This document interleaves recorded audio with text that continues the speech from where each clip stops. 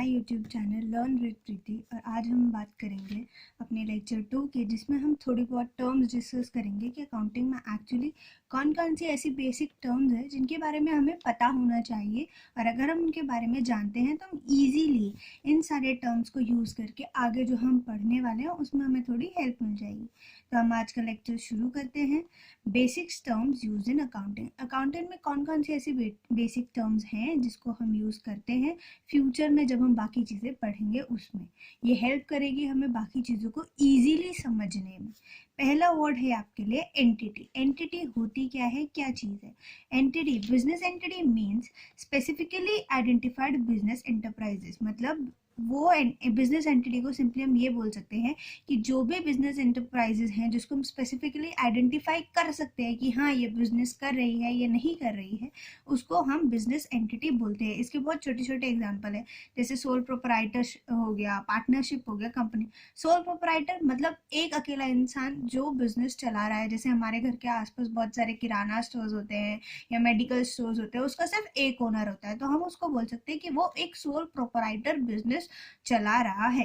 Partnership, जहां दो या दो से ज्यादा लोग मिलके एक बिजनेस को चलाते हैं फॉर सम कंसिडरेशन कि नहीं यार हम दोनों 50-50 की पार्टनरशिप करते हैं, आधा पैसा तू ला आधा पैसा मैं लाता हूँ, या फिर दुकान मेरी है सामान तू कर चलाना तू कर और जो भी प्रॉफिट होगा वो हम आधा आधा बांट लेंगे या 60-40 कर लेंगे, उसको हम पार्टनरशिप के अंदर हेड करते हैं। तीसरा होता है कंपनी। कंपनी के बारे में बहुत अच्छे से जानते हैं। जैसे एक सोल प्रोपराइटर था जो पहले रिलायंस था, तो रिलायंस पहले एक बहुत छोटे दर पे शुरू हुआ था और now it is Reliance private limited. तो लिमिटेड वर्ड एक कंपनी को एक अलग पहचान देना, उसको हम मतलब सोल प्रोपराइटरशिप को ही एक अलग पहचान देना, उसको हम कंपनी कह सकते हैं बहुत लार्ज स्केल में। तो एंटिटी क्या होती है? कोई भी बिजनेस एंटिटी जिसका स्पेसिफिकली आइडेंटिफाई बिजनेस एंटरप्राइजेज जिसे हम कह सकते हैं, उसको हम बिजनेस एंटिटी कहते हैं। दूसरा वर्ड है आपके पास ट्रांजैक्शन। ट्रांजैक्शन क्या होती है? एक event involving some value between two और मोर एंटिटी। एक इवेंट हुआ है जो इन्वॉल्व करता है कुछ वैल्यू, सम वैल्यू बिटवीन किसके? दो या दो से ज्यादा एंटिटी के। एंटिटी के बारे में हम जान चुके हैं। एक इवेंट होना जरूरी है। मान लो एक ट्रांजैक्शन है कि राम परचेज गुड्स। क्या यहाँ पे इवेंट हुआ? हाँ हुआ। क्या वैल्यू है? नहीं है, तो ये ट्रांजैक्शन नहीं होगी।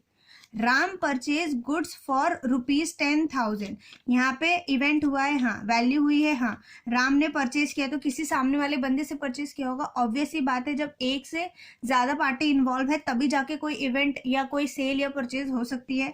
तो इस चीज को हम क्या बोलेंगे कि हाँ एक ट्रांजेक्शन फॉल हुई है, मतलब इसके एलिमेंट यानी इवेंट, वैल्यू, टू पार्टीज या उससे ज्यादा होनी जरूरी है, तब जाके हम उसको ट्रांजैक्शन बोलेंगे। इनमें से कोई भी एक एलिमेंट अगर नहीं होगा तो वो ट्रांजैक्शन नहीं होगी। उसके बाद बात करते हैं हम एक असेट्स। असेट्स को हम क्या बोलते हैं कि असेट्स हमारी क्या है? संपत्ति है। असेट्स हमारी संपत्ति है, ये हमें हेल्प करती हैं बिजनेस को कुछ अच्छा ऑपरेशंस में कमाने के लिए। जैसे assets are the item of value used by business in its operation. Simply हम कह सकते हैं असेट्स क्या है? असेट्स वो वैल्यू है जो हम बिजनेस में इन्वेस्ट करते हैं ताकि बिजनेस के ऑपरेशन चल सके या बिजनेस को फायदा हो सके। लाइक हम बोलते हैं मशीनरी। अगर हम मशीनरी लगाते हैं, हम प्रोडक्शन करते हैं तो उससे हमारी सेल होने, क्योंकि हमारे पास प्रोडक्ट है तो हम सेल ज्यादा कर सकते हैं। तो मशीनरी क्या है? हमें सेल करने के लिए प्रोडक्ट बना के देती है, इसलिए मशीनरी हमारी असेट है। ऐसे ही बिल्डिंग है, अगर बिल्डिंग नहीं होगी मशीनरी कहाँ लगाएंगे? रोड पे नहीं लगा सकते हैं ना। तो मशीनरी है, मशीनरी रखने के लिए बिल्डिंग की जरूरत है। बिल्डिंग में हम बाकी काम कर रहे हैं, बाकी पैकिंग वगैरह सब हो रही है, तो बिल्डिंग भी हमारी क्या है? असेट। डायरेक्टली और इनडायरेक्टली वो हमें हेल्प कर रही है कि हम अपने बिजनेस के ऑपरेशंस को चला सके, कर सके और इससे हम प्रॉफिट कमा सके। Basically assets are of two type. Assets को भी दो हिस्सों में बांटा गया है। असेट्स के दो टाइप्स होते हैं। पहला नॉन करंट असेट, जिनको हम लॉन्ग टर्म असेट्स भी कहते हैं। दूसरा होता है आपका करंट असेट, जिनको हम शॉर्ट टर्म असेट्स भी कहते हैं। लॉन्ग टर्म क्यों कहते हैं? क्योंकि जो 12 महीने या एक साल से ज्यादा यूज में आए। अब मशीनरी है, एक साल में तो खत्म नहीं हो जाएगी ना, तो मशीनरी को हम क्या बोलेंगे कि वो 12 महीने से ज्यादा यूज में आएगी, इसलिए वो नॉन करंट है।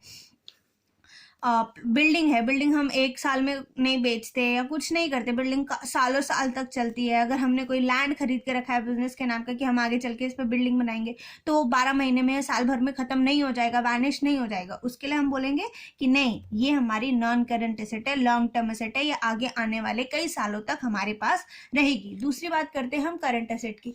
करंट एसेट बोलता है कि शॉर्ट टर्म एसेट क्यों है? क्यों? क्योंकि ये 12 महीने या एक साल से पहले ही कैश में कन्वर्ट हो जाती है। अब ये कैश में कन्वर्ट करना क्या हुआ? कैश में कन्वर्ट करना ये हुआ कि मान लो हमने गुड्स बनाए थे, गुड्स फिनिश गुड्स के तौर पे हमारे पास स्टॉक में रखे हुए थे, हमने दुकान खोली हुई थी, सामान लोग आए, सामान लेते जाते गए, लेके आए, खरीद के जाते गए। तो उससे क्या हुआ? हमने मान लो अगर 10,000 यूनिट्स बनाई थी और हमने 6 महीने में वो 10,000 यूनिट्स बेच दी, तो हमारा जो भी असेट थी, फिक्स एसेट है, जो फिनिश गुड्स है हमारी एसेट है। क्यों? क्योंकि उसको बेच के हमें पैसा मिलेगा, पैसा कमाएंगे हम उससे, हमारे बिजनेस का काम ही है सामान बेचना।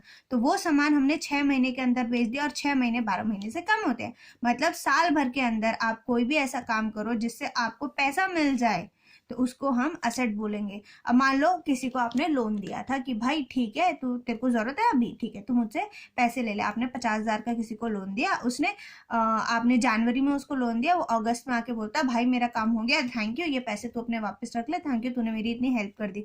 तो हमें 12 महीने के अंदर अंदर हमारा पैसा वापस मिल गया, तो उसको भी हम करंट एसेट्स में लेंगे। अब नॉन करंट एसेट्स के भी बहुत सारे टाइप्स होते हैं, हम उसके बारे में पढ़ते हैं। नॉन करंट एसेट्स होता है, फिक्स एसेट्स होता है, एक होता है non current investments, long terms, loans and advances, other. इन सब के बारे में बात करेंगे एक एक करके। नॉन करंट एसेट्स में सबसे पहला आता है फिक्स्ड एसेट। फिक्स्ड एसेट्स के भी दो हिस्से होते हैं, एक टेंजिबल फिक्स्ड एसेट्स और एक इंटेंजिबल फिक्स्ड एसेट्स। मतलब जो हमारे पास फिक्स्ड है, ये हमारे पास रहेंगी ही रहेंगी। उसमें भी दो होते हैं, टेंजिबल और इंटेंजिबल। टेंजिबल जिन्हें हम छू सकते हैं, टच करके, फील करके बता सकते हैं कि हाँ ये हमारी एसेट है। इंटेंजिबल होता है जिनको हम छू नहीं सकते, फील नहीं कर सकते, बट हाँ वो भी हमारी असेट होती है। टेंजिबल जिन्हें हम छू सकते हैं, जैसे प्लांट हो गया, प्लांट हम मशीनरी के लिए यूज करते हैं, और भी बहुत बड़े लेवल पे जब हम प्रोडक्शन करते हैं उसमें प्लांट आता है।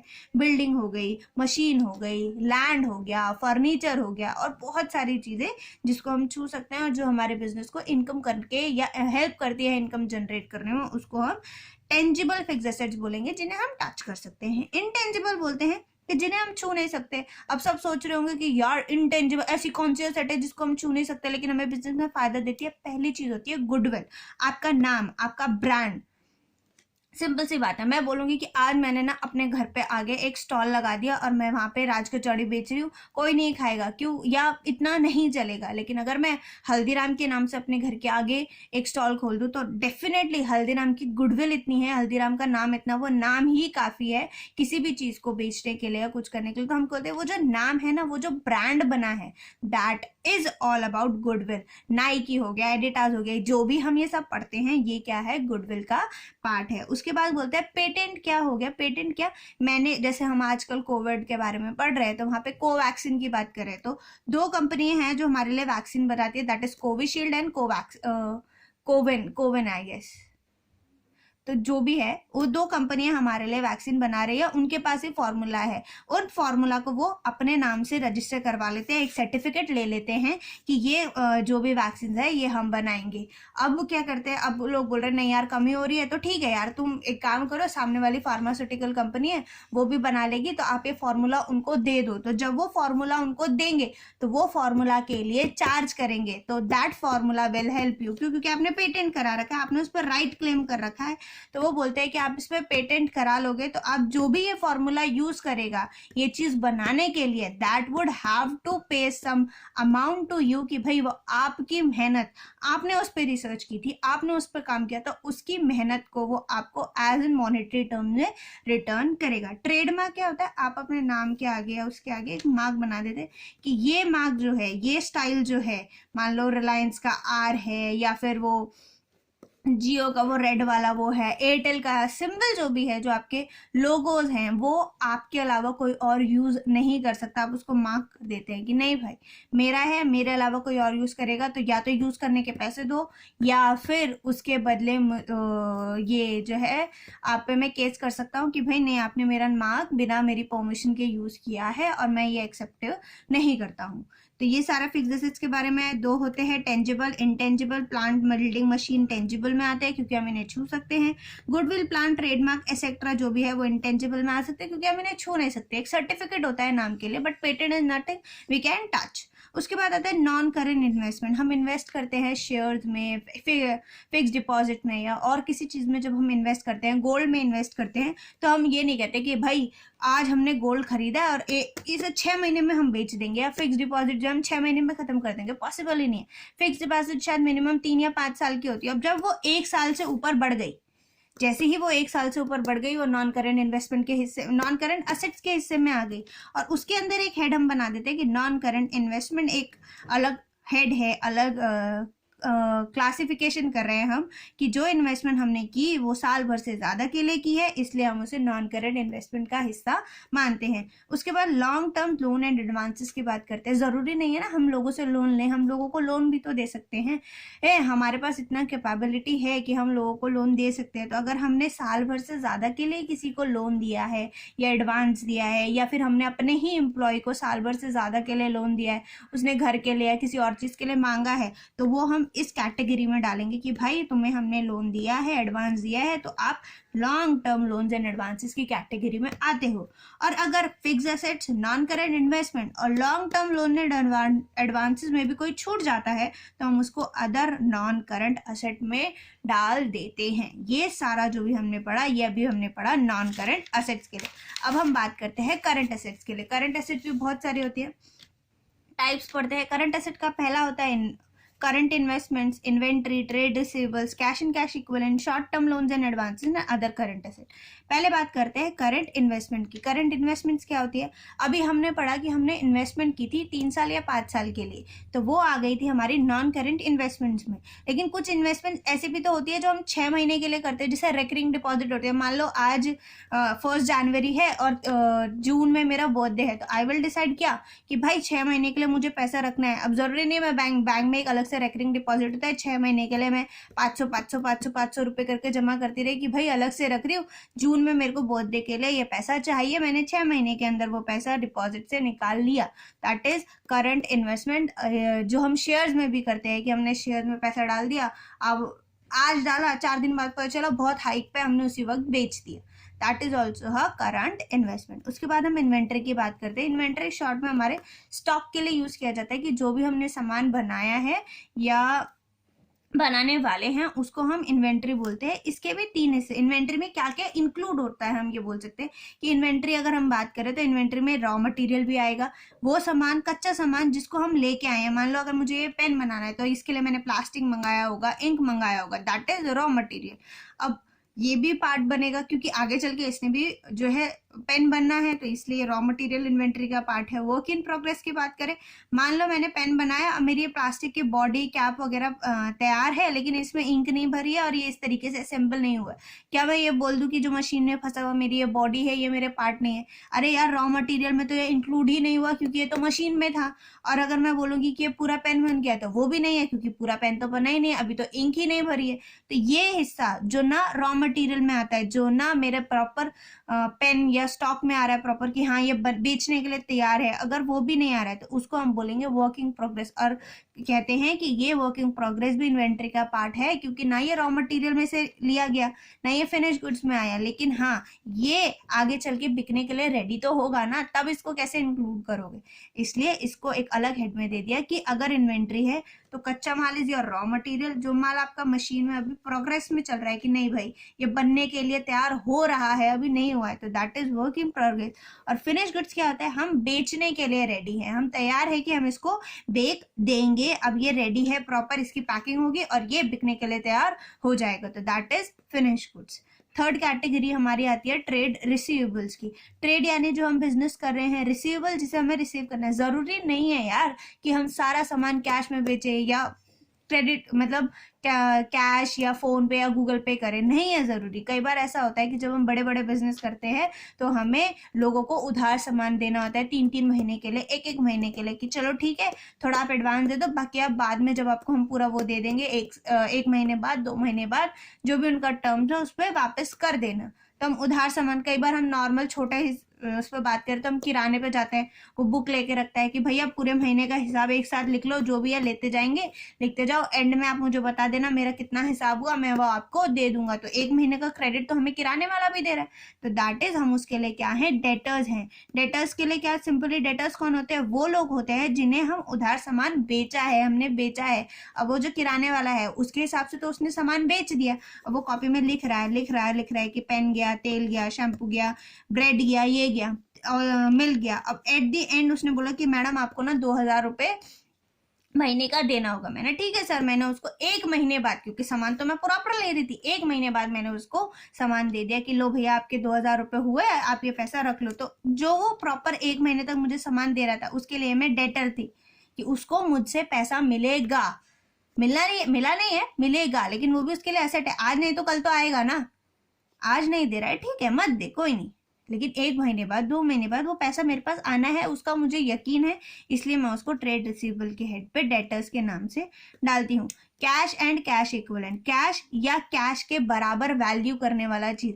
कैश तो इन नॉर्मल रुपीज फॉर्म में हो गया जो हम आजकल देखते हैं। उसके अलावा आजकल हमारे लिए बैंक जो है, आजकल के टाइम पे जब से ये कोविड वगैरह से शुरू हुआ है तब से तो हमारा जो इंटरनेट बैंकिंग है, नेट बैंकिंग है, फोन पे, गूगल पे, पेटीएम, ये सब हमारे लिए एज अ कैश के तौर पे काम कर रहे हैं कि आपके पास कैश नहीं, ठीक है भाई आप स्कैन करके पे कर दो, that is also equivalent to cash. That is cash और बैंक, हमारे पास दो ऐसी चीजें हैं जो कैश के बराबर।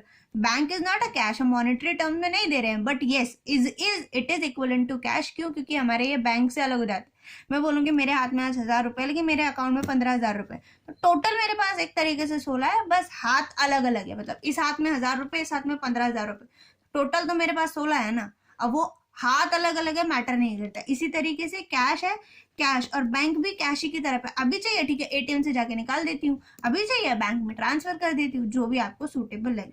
Short term loans and advances की बात करते हैं। शॉर्ट टर्म लोन्स छोटे टाइम के लिए, अभी हमने जो लोन दिया था वो हमने दिया था 1 साल से ज्यादा के लिए। एम्प्लॉय कभी कभी छोटे टाइम पीरियड के लिए भी लोन लेता है, या अपनी सैलरी एडवांस में ले लेता है कि नहीं सर मेरे घर में एक अर्जेंसी आ गई है, आई वांट मनी, आप प्लीज मुझे मेरे सैलरी के बेसिस पे या मेरे काम के बेसिस पे आप मुझे 50,000 रुपये एज अ लोन दे दीजिए, और हर महीने थोड़ा थोड़ा या तो मेरी सैलरी से काट लीजिए, या फिर मेरे पास जब पैसे आएंगे I will return it to you, but अभी मुझे जरूरत है शॉर्ट टर्म पीरियड के लिए, आप मुझे दे दीजिए, मेरे पास पैसे आने वाले मैं तब आपको रिटर्न कर दूंगा। That is short term loans and advance. जरूरी नहीं है एम्प्लॉय के लिए हो, ये आप किसी और पर्सन को, थर्ड पार्टी को भी दे सकते हैं। और इन सब चीजों में जो नहीं आता है उसको हम डालते हैं अदर करंट एसेट्स में। तो हमने अभी आज हमने क्या क्या 3 चीजें पढ़ी हैं, ज्यादा नहीं पढ़ा है। दैट इज फर्स्ट एंटिटी, कि जो भी स्पेसिफिकली आइडेंटिफाई बिजनेस एंटरप्राइजेस होते हैं उसे हम बिजनेस एंटिटी बोलते हैं। फिर ट्रांजैक्शन पढ़ी, ट्रांजैक्शन में इवेंट होना जरूरी है, उस इवेंट की वैल्यू होना जरूरी है, और इवेंट में 2 या 2 से ज्यादा एंटिटी का इन्वॉल्व होना जरूरी है। उसके बाद हमने पढ़ा असेट्स के बारे में कि असेट वो होते हैं जो बिजनेस के ऑपरेशन में हेल्प करते हैं। असेट्स 2 तरीके की होती है, करंट असेट्स होती है, नॉन करंट असेट्स होती है। नॉन करंट के भी बहुत सारे पार्ट होते हैं, fixed, non current investment, long term loans and advances, non current assets. इसके भी 2 पार्ट होते हैं, tangible fixed assets, intangible fixed assets. उसके बाद हम बात करते हैं करंट असेट्स की। करंट असेट्स में आता है current investments, inventories, trade receivables, cash and cash equivalent, short term loan and advance and other current assets. आगे चलने वाली क्लासेस में हम अभी इसी टॉपिक को जाते हैं, basic terms and use in accounting को ही हम आगे कैरी फॉरवर्ड करेंगे। अभी बहुत सारी ऐसी टर्म्स है जिसको हमें जानना समझना जरूरी है। अगर हमें वो आ गई, इस टाइम को हम वो कर लेंगे, इस टाइम को अगर हम इन वर्ड्स को समझ लेंगे, आगे आने वाले जो भी हमारे चैप्टर्स हैं, जो भी हमें आगे पढ़ना है, उसको समझने में बहुत बहुत बहुत ज़्यादा हेल्प हो जाएगी। थैंक यू, आपने मेरी ये वीडियो अभी एंड तक देखी है। अगर अच्छी लगे तो प्लीज़ लाइक, शेयर और सब्सक्राइब कर दीजिएगा। Thank you very much.